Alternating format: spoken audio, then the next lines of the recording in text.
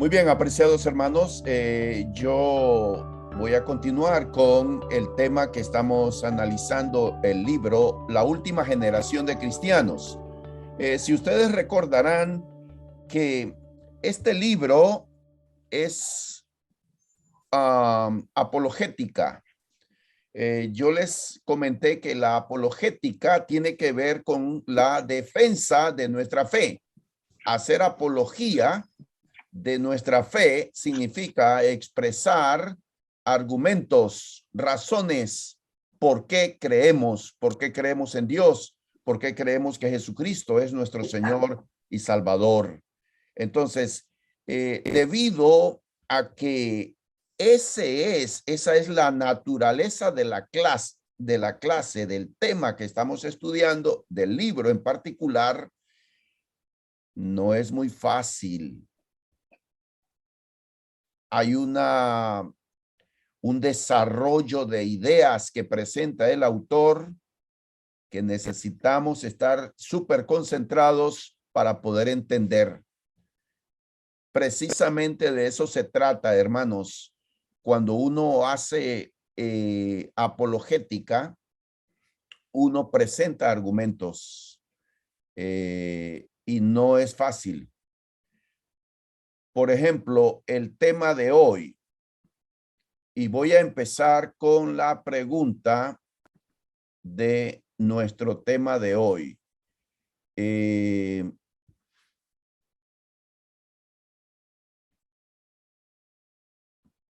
El título de la lección 3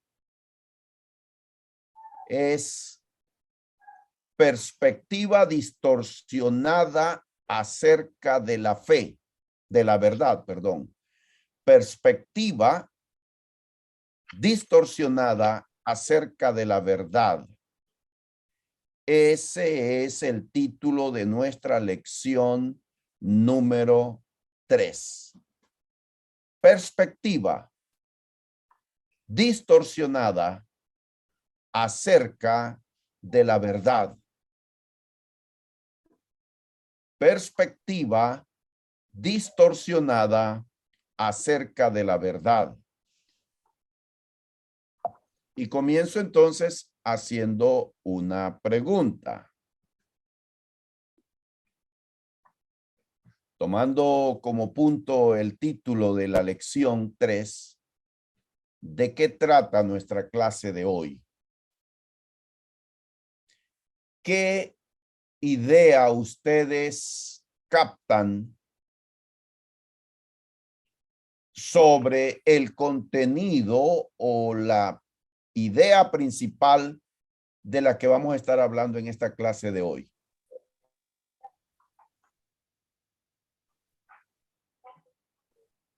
Es una falsa doctrina, Gonzalo. Ok, ¿cuál sería la falsa doctrina? Contrario a la verdad. Contrario Okay. al ministerio de Jesús. Ok, muy bien. Recuerden que el libro La última generación de cristianos expresa allí el autor su preocupación porque en los Estados Unidos los jóvenes que de padres cristianos están dejando la fe. La fe cristiana ya no es atractiva y ellos no tienen un fundamento bíblico ni espiritual para mantenerse en la fe cristiana. Entonces, el autor expresa sus razones por las cuales los cristianos, por eso él le tituló el libro Última Generación. Él dice, nosotros, de seguir las cosas así, aquí en los Estados Unidos, nosotros somos la última generación de cristianos, dice él. Entonces, en ese contexto es que yo quisiera que ustedes se ubiquen para que podamos comprender la idea que él quiere transmitir en la lección 3. Perspectiva distorsionada acerca de la verdad. ¿Qué idea le le despierta a usted de lo que el autor va a tratar en esta lección. Ahora, yo les mandé la lección y ustedes la tienen, la número 3. De esa es la que vamos a estar tocando ahora. ¿De qué trata nuestra clase de hoy? ¿Alguien más que quiera compartir su idea? ¿Me escuchan, amigo? Ahora sí, adelante. Pues en realidad yo no he leído la verdad no he leído el temario, el tema, pero la perspectiva distorsionada siempre me suena a esa parte de donde se manipula la verdad. O sea, el tema principal de la Biblia siempre es manipulada y es diluida. Por ejemplo, un mensaje de la prosperidad, decir que todo te va a ir bien, que Dios te va a bendecir, que no vas a tener problema alguno, es algo distorsionado. Por ejemplo, todos los caminos que todos llevan a la verdad, a Dios, es algo distorsionado, pues es como diluir lo que Jesús dice para, no sé, tener un beneficio o opacar un poquito la conciencia de algo que ocurra o que yo haya hecho, pues. Así es. Algo más o menos. Ajá, perfecto. Ok, miren, yo les pregunto a ustedes y quisiera que por favor analicen bien esta pregunta. ¿Creen ustedes que la fe cristiana, la religión cristiana, es la única religión verdadera que existe en este mundo?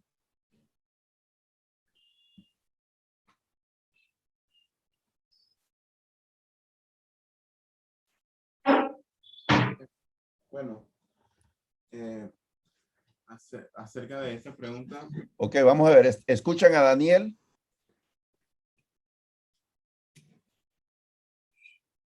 Hermanos, habla Daniel. Si te puedes No, no se escucha. No se escucha. Acércate un poquitín más.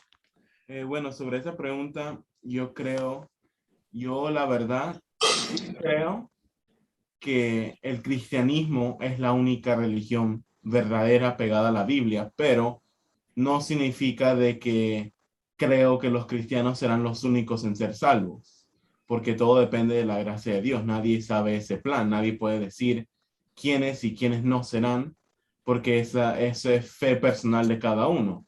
Pero sí creo que el cristianismo es la religión más pegada a la Biblia, apegada a la Biblia o cerca, pues. Ok, bueno. Yo creo que la pregunta tuya fue, repítela. Mi pregunta es, ¿creen ustedes que el cristianismo es la única religión verdadera?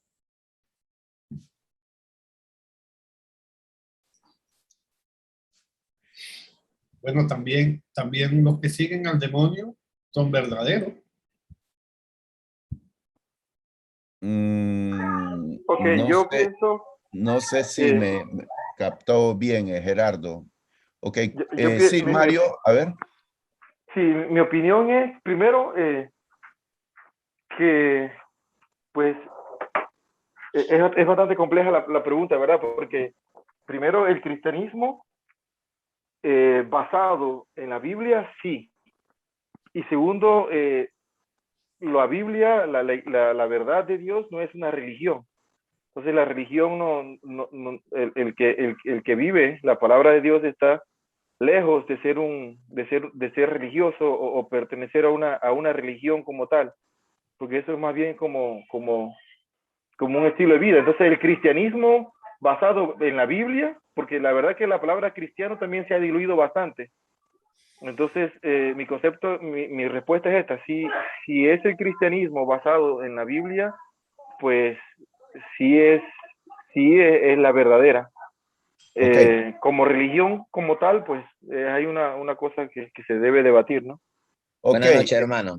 Sí, buenas noches, Luis. Te voy a dar la palabra, pero quiero aclarar la pregunta. Miren, Cuando yo les pregunto, ¿creen que el cristianismo es la única religión verdadera? No estoy hablando de la iglesia de Cristo a la que nosotros formamos parte. No estoy hablando de una denominación particular. Estoy hablando de la fe general en comparación con el budismo, en comparación con las otras creencias que existen en el mundo.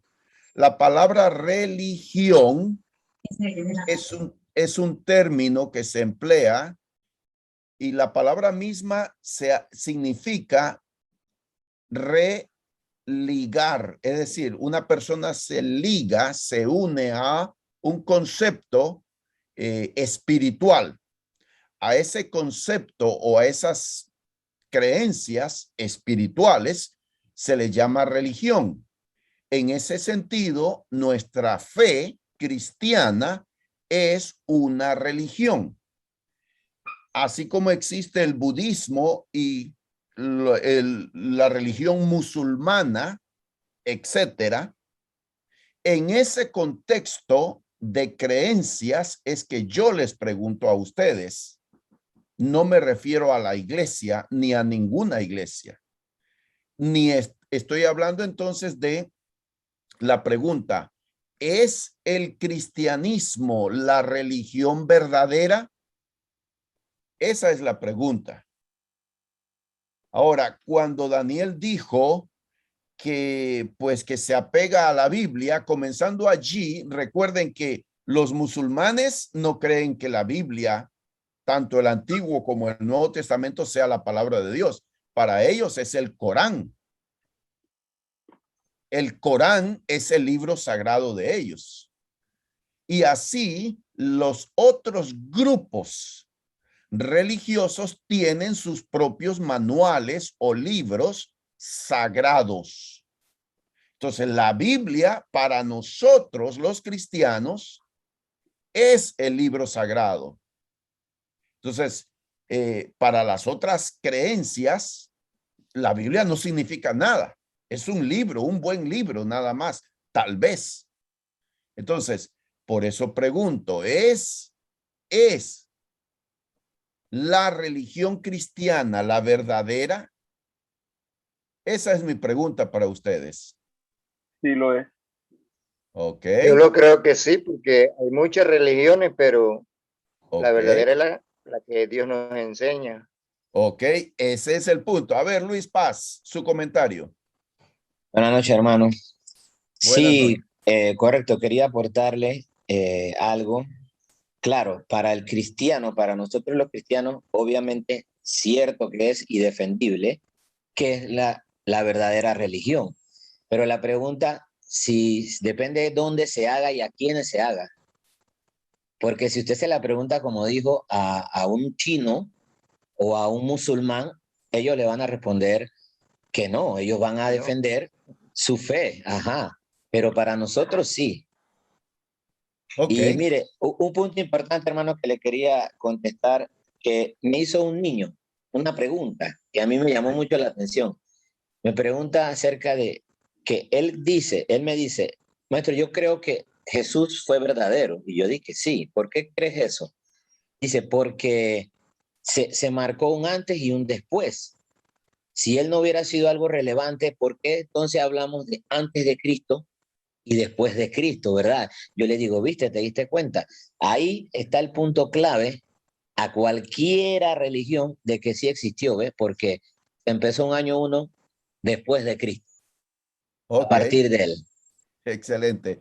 Ok, miren, ese sería el objetivo que yo he tenido al hacerles esta pregunta inicial, solamente partiendo por el título de la clase de hoy, el capítulo 3 del libro, La Última Generación. Miren, perspectiva distorsionada acerca de la verdad. Recuerden que este libro, el autor está expresando su preocupación de que los cristianos en los Estados Unidos están quedando apagando el cristianismo como tal, están disminuyendo y por razones como por ejemplo la clase de hoy. El autor comienza diciendo en el capítulo 3 del libro, en este capítulo, perspectiva distorsionada acerca de la verdad, la pregunta que hace a jóvenes. Ustedes saben que a lo largo de este libro él presenta preguntas, una especie de encuestas que él hace. ¿Por qué creen que la Biblia es verdadera? Es una pregunta que él le hace a jóvenes allá en los Estados Unidos. ¿Por qué creen que la Biblia es verdadera? Pregunta él. Hice esta pregunta a un grupo de los mejores jóvenes cristianos de una congregación. Él dice que él fue invitado por una denominación cristiana, un grupo, una iglesia muy importante en los Estados Unidos, que iba a tener un congreso de jóvenes. Los mejores jóvenes que forman parte de esa denominación cristiana estaban en ese encuentro juvenil y él era un orador y él les hizo la pregunta: ¿por qué creen que la Biblia es verdadera? Uno me respondió: porque yo lo creo, porque tengo fe. ¿Me están siguiendo, hermanos? Amén. Amén, amén. Amén. Amén, amén. Porque yo lo creo, le contestó el joven, porque tengo fe. Entonces le pregunté, oigan bien el argumento de este señor, Josh McDowell, un gran apologista. Entonces le pregunté al joven, ok, entonces significa que la fe haría que la Biblia fuera verdadera para tus amigos en la escuela. Sí, si lo creyeran, me dijo. Si lo creyeran. Sí. Ajá. La mayoría de los jóvenes, dice el autor, han adoptado el punto de vista de que la verdad moral o religiosa no es verdad para todos, solo para el que decida creer en esto o aquello. Les hice la pregunta a ustedes, hermanos. ¿Creen ustedes que la religión cristiana es verdadera y que los musulmanes están en lo incorrecto y en una fe falsa? ¿Creen ustedes que todas las religiones del mundo son falsas, que solo la fe cristiana es verdadera? Ustedes dicen sí. Y alguien de ustedes, no sé quién fue que dijo, todo depende. ¿A quién le pregunte? Creo que fue Luis. Sí, Luis, sí. Todo depende a quién le pregunten. Claro que sí, Luis. Pero digamos, en un debate,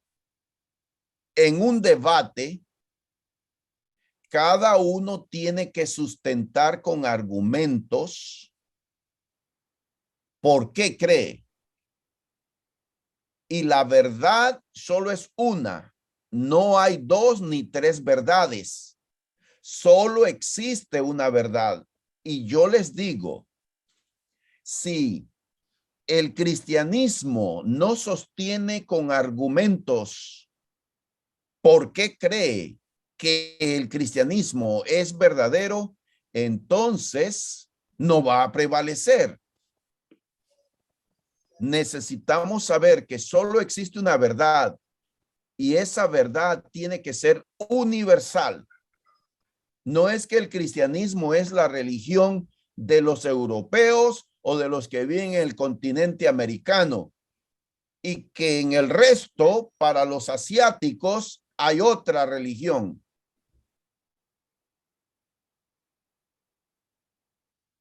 No es eso, hermanos.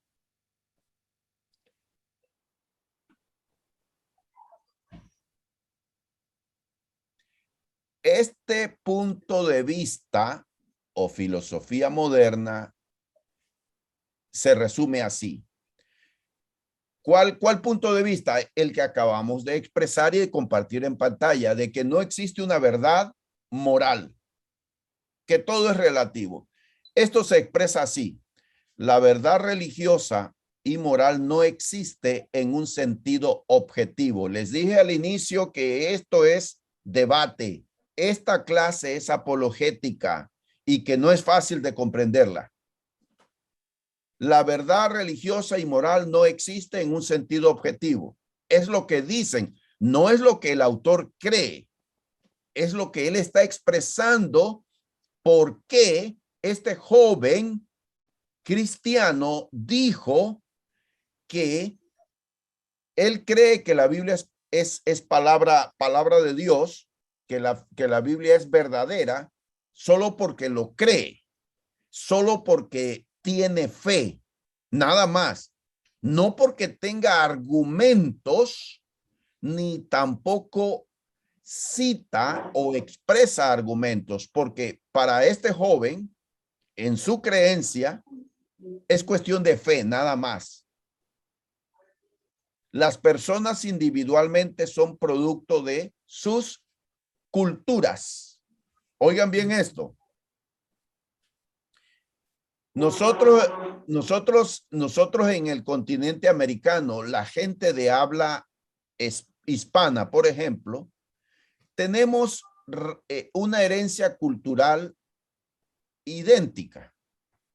Y bueno, pues la gente de África, la gente de Asia, tienen otra identidad cultural. Entonces, lo que ellos creen es verdadero para ellos y tiene que ser verdad según este pensamiento. Lo que creen los de Asia, lo que creen, por ejemplo, los antiguos habitantes del continente americano tenían religión. Los nativos americanos, antes que vinieran los europeos al continente americano, tenían religión. La gente que vivía aquí en Panamá, que no se llamaba Panamá, ni tampoco se llamaba Centroamérica, digamos, en estas tierras, ¿tenían creencias? Sí, ellos tenían sus creencias. Sí, y una de las creencias que todavía prevalece y que mucha gente de alguna manera admira, por ejemplo, en Sudamérica, los peruanos, los nativos peruanos hablan de la Pachamama. Esa es una palabra que usan. Y hacen una ceremonia allá en los Andes para bendecir. Ellos tienen unas creencias. Los antiguos Cuna y los Nove Buglé y toda esta gente sí tienen creencias.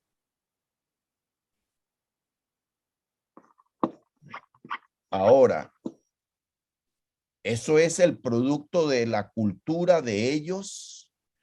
¿Es eso verdad? ¿Es una forma de verdad? De eso se trata esta clase, hermanos. Que la verdad solo es una. No es mi verdad ni tu verdad, solo hay una verdad. Pero los jóvenes en Estados Unidos están dejando la iglesia porque ellos no creen que exista una verdad absoluta. Otra manera que el autor expresa estas ideas de los jóvenes es que toda fe es el resultado de una construcción social. Es decir, lo que creemos nosotros es el resultado de el pensamiento de nosotros mismos y que con los años se ha ido evolucionando y reafirmando las ideas que tenemos. Eso es lo que tienen, lo que piensan ellos. Cualquier sistema o declaración que afirme ser objetivamente verdadero es un esfuerzo por parte de una cultura para dominar a otra. Eso es lo que dicen, no es lo que el autor cree, ni tampoco este servidor. Es decir, la religión cristiana es un arma de dominación. Ustedes saben que la Iglesia Católica impuso el catolicismo a base de la espada a los nativos,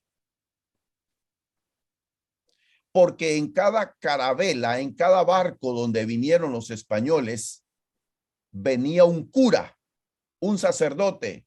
Siempre iban sacerdotes católicos, porque la reina de España de ese entonces, Isabel la Católica, patrocinó el viaje a Colón para descubrir estas tierras, que no era el objetivo de él. Él quería descubrir una ruta que fuera más cerca desde España para la India, y terminó descubriendo este continente. Pero venía entonces el sacerdote católico, y por eso en nuestros países de herencia católica es por esa razón, porque fue un arma para manipular y controlar. Ahora, ¿es el cristianismo un arma para dominar a otra cultura? Por supuesto que no. En primer lugar, Jesús dice, mi reino no es de este mundo.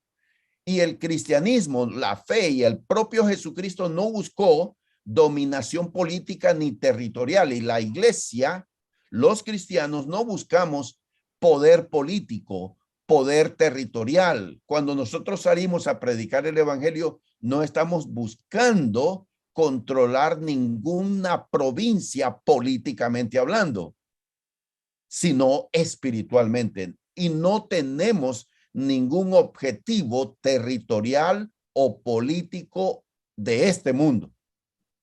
Por eso es un error de aquellos que creen que la religión es un arma para dominar a otros.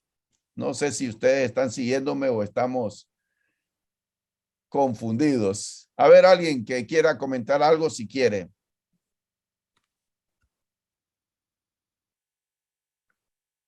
Sigan ahí.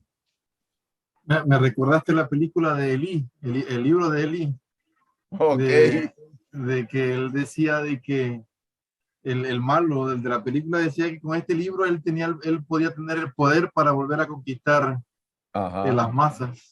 Sí, sí, y que Elí guardaba el libro, que era la Biblia, pero ni siquiera la leía. Sí, sí, es tremendo. Hace varios años, miles de estudiantes de secundaria hicieron la promesa de mantenerse puros sexualmente hasta el matrimonio, dice el autor. Y es cierto, yo recuerdo ese movimiento allá en los Estados Unidos. Ciertamente fue un ejemplo motivador, dice el autor, en medio de una sociedad promiscua. El problema, sin embargo, fue que la mayoría de los jóvenes no adoptaron una actitud activa en pro de promover la abstinencia como algo bueno moralmente para todos. El autor hizo esta pregunta a jóvenes cristianos. ¿Es malo tener sexo prematrimonial? Bueno, para mí lo es. Le respondió una chica. ¿Crees que el sexo antes del matrimonio es incorrecto para todo el mundo? Bueno, creo que es malo para mí y estoy esperando hasta el momento, hasta el matrimonio. Pero no puedo juzgar lo que otras personas creen o hacen. Fue la respuesta de esta chica. ¿Por qué ella dice que no puede juzgar lo que otros creen o hacen? ¿Qué opinan ustedes, hermanos? Es lo que hemos visto en los demás capítulos.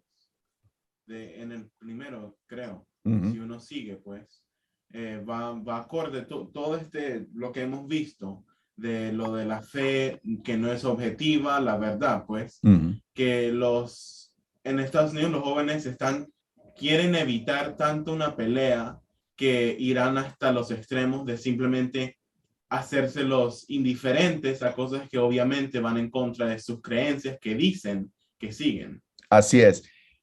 Otra vez está prevaleciendo en la mente de los jóvenes de Estados Unidos, jóvenes cristianos, la idea de que la fe es mía, personal, y no voy a juzgar y a condenar a los demás. Esa es la idea. Ellos adoptan un compromiso de no tener sexo prematrimonial, sino esperar hasta casarse. Eso está bueno, pero no fueron más allá. Lo que el autor está diciendo, ellos no adoptaron una actitud activa de decir a sus amigos, miren, he decidido no tener sexo sino hasta casarme. Y yo digo que deben hacer lo mismo porque moralmente es lo correcto, porque Dios que creó al ser humano no aprueba las relaciones sexuales desordenadas. Hasta ahí no llegaron ellos, estos jóvenes. ¿Por qué? Porque otra vez, porque la idea es, la fe es mía, personal, y yo no tengo autoridad ni derecho de condenar a otro. El 81% de los jóvenes cristianos en Estados Unidos han adoptado el punto de vista de que toda la verdad es relativa al individuo y a sus circunstancias. Por eso, aunque nuestros jóvenes están dispuestos a decir que ciertas cosas son buenas o malas, ellos creen que eso es solo aplicable a ellos personalmente.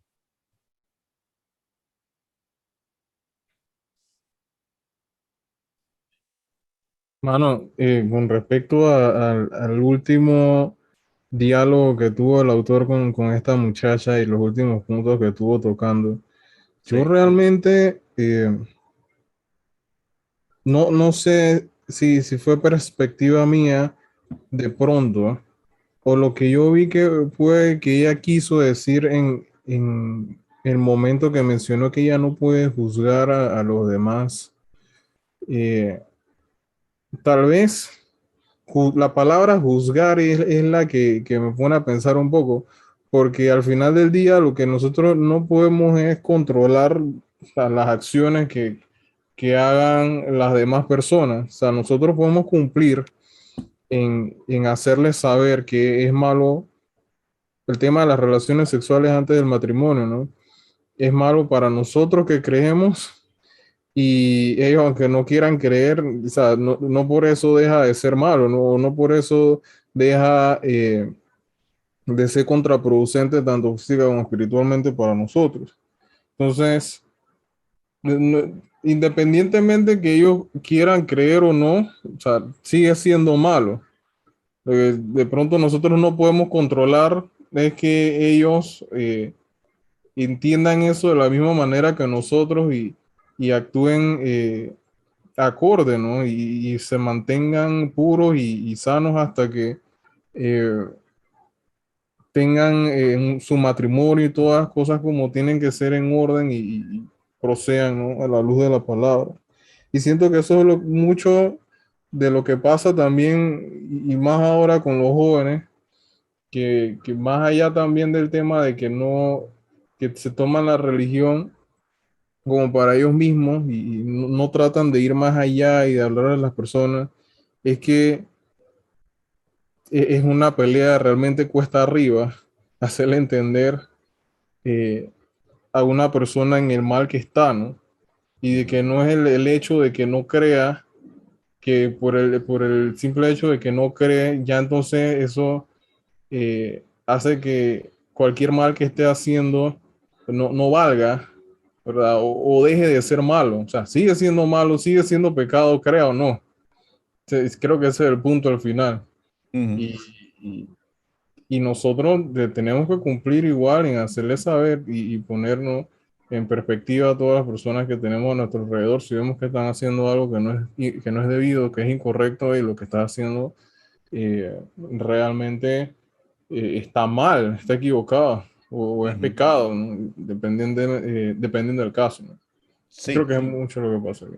Sí, entonces lo que el autor dijo, por ejemplo, cuando le pregunta, él dice de que en Estados Unidos se dio ese movimiento de que jóvenes cristianos decidieron no tener sexo prematrimonial hasta llegar al matrimonio.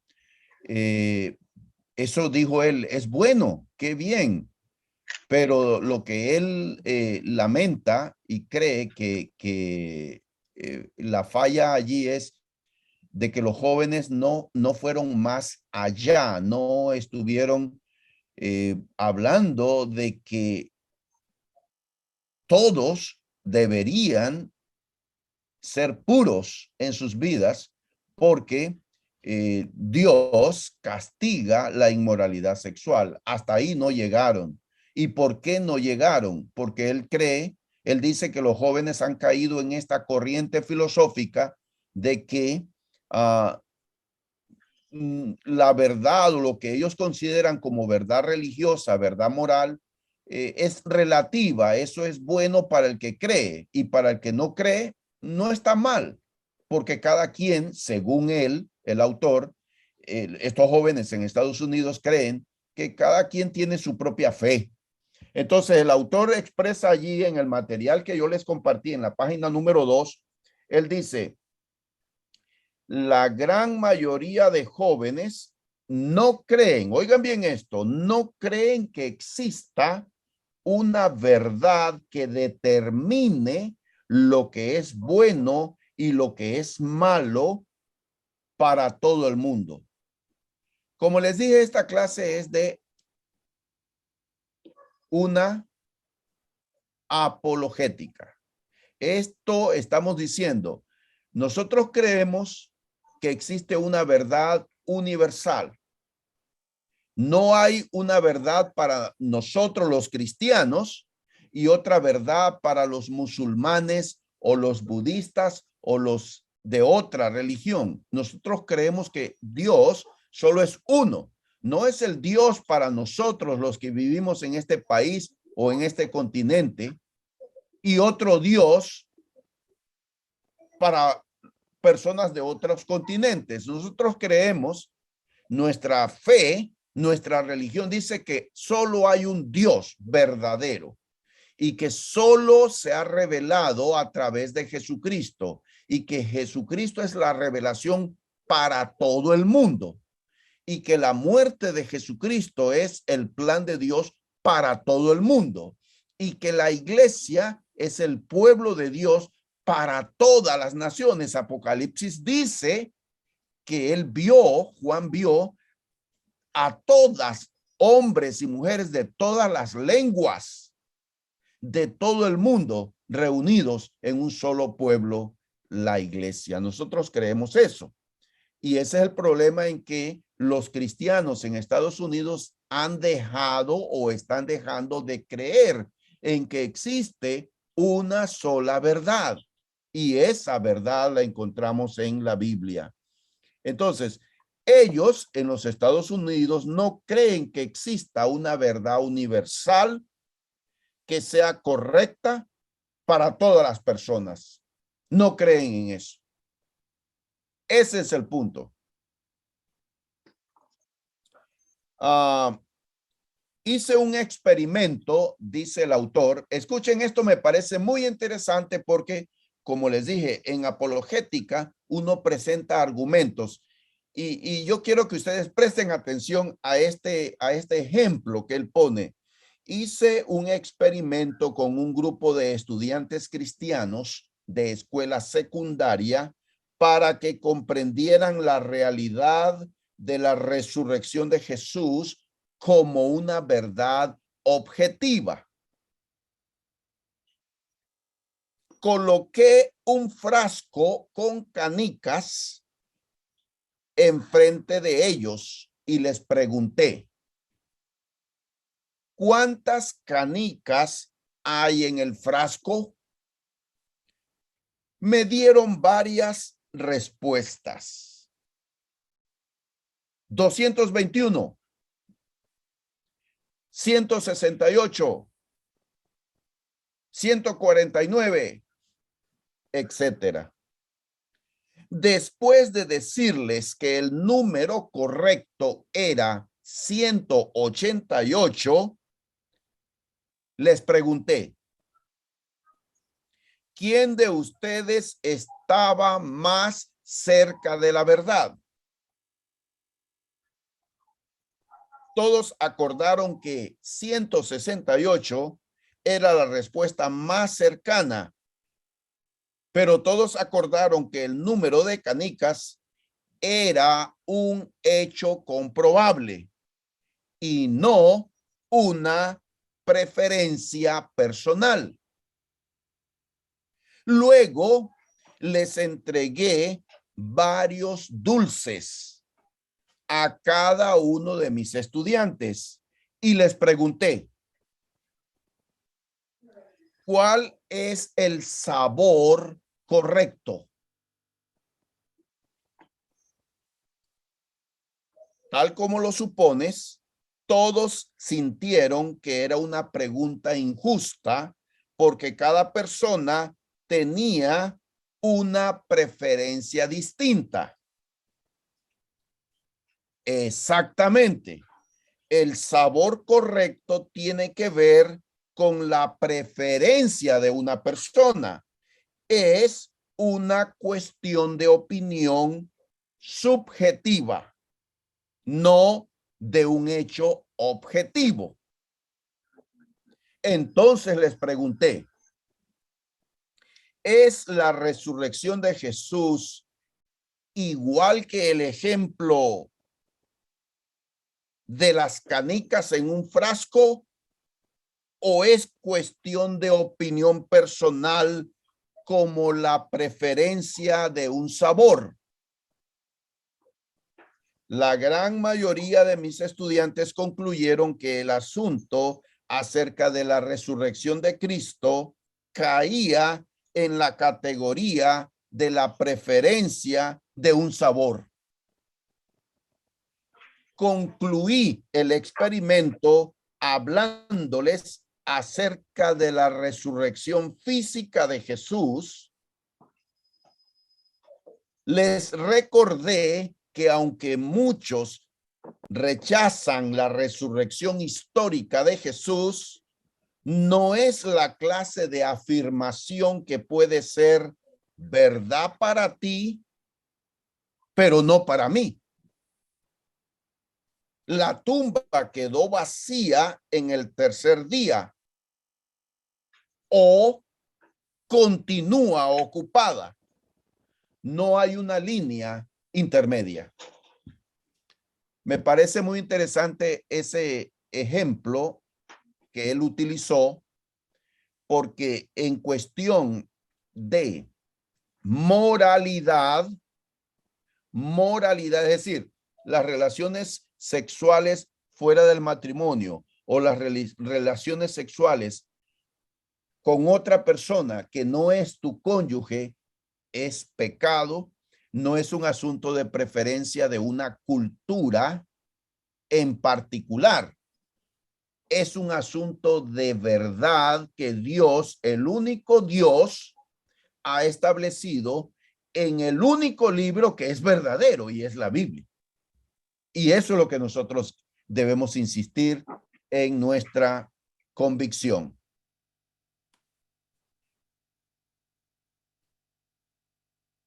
Nunca fue la intención de Dios ver la verdad de la Escritura como algo opcional o colocarnos a nosotros mismos como los árbitros de lo que es bueno y lo que es malo. precisamente creer que no existe una verdad absoluta, que no existe una verdad moral o religiosa universal, entonces nos deja a cada cultura y a cada persona para determinar lo que me gusta y lo que no me gusta. ¿Lo ven ustedes correcto?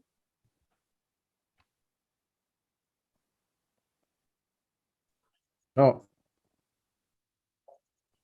¿Se dan cuenta? El autor entonces presenta allí el caso histórico del pueblo de Israel que aparece en el libro de Jueces, donde el autor declara que en esa época en el pueblo de Israel no había juez. ¿Y qué pasaba? El pueblo hacía lo que bien le parecía. Ok. Cada quien hacía lo que bien le parecía. Ahora yo les planteo, juntamente con el autor que estamos analizando en su libro, y en esta lección número 3, la perspectiva distorsionada acerca de la verdad. El punto es, en esencia, si no existe una verdad moral, una verdad religiosa, universal para todas las naciones, entonces cada pueblo y cada cultura puede creer y hacer lo que bien le parezca.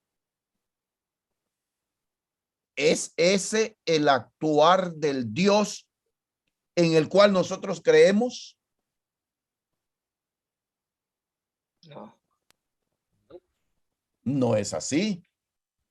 Por lo tanto, nosotros planteamos la verdad religiosa, la verdad moral, solo es una y no es cuestión de preferencia, es para todo el mundo, porque Dios así lo ha determinado.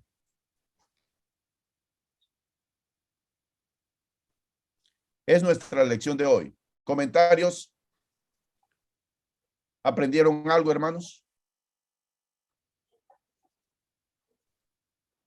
Sí, realmente, y ahora que mencionó lo último del tema de reyes, sí, recientemente estuvimos acá estudiando todo lo que fue los jueces, mejor dicho, y dejarle la libertad al pueblo a que hiciera lo que bien le pareciera, siempre demostró ser la peor opción para el pueblo cada vez que se alejaban de Dios. Y Dios, me parece hasta cómico como Dios siempre venía y mediante los jueces los salvaba y los rescataba de sus perseguidores y de sus enemigos. Y ellos como que tenían una amnesia colectiva que se olvidaba lo que Dios había hecho por ellos y aquí que tenían a Dios Todopoderoso y que es soberano sobre todos los reyes.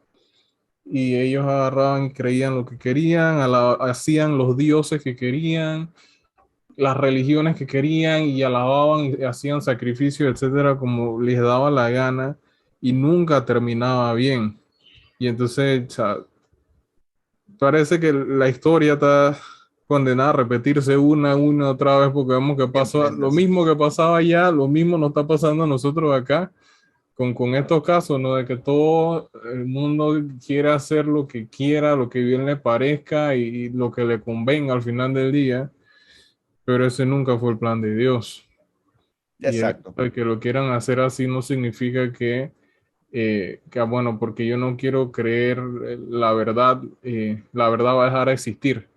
Y lo que Así es. hago, si está bien para mí, esa va a ser mi ley y así se queda. Y no es así realmente.